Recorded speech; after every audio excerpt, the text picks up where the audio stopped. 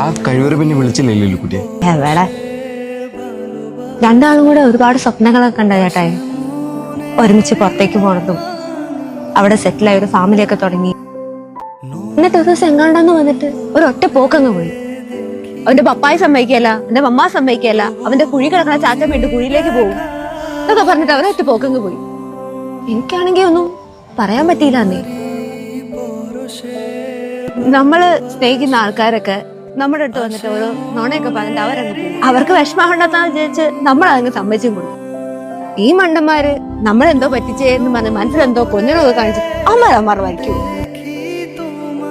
തട്ടി ജോലെ നീ കഴിവരെ എന്നെ പരിച്ചിട്ട് പോയെന്ന് ചോദിക്കാൻ അറിയാൻ പറ്റുന്നില്ല ചേട്ടായി. അവൻ ഞാൻ മനസ്സ് വെച്ചാൽ അവനൊരു ദുബായിക്ക് പോകത്തില്ലേ. പിന്നെ എന്നാത്തിനാ ഇവനെയൊക്കെ പിടിച്ചു നിർത്തി സ്നേഹിപ്പിച്ചിട്ട് അതൊക്കെ ഒരു ട്രൂ ലവ് ആണോ ചേട്ടായി പറ. ഒരിക്കലല്ലോ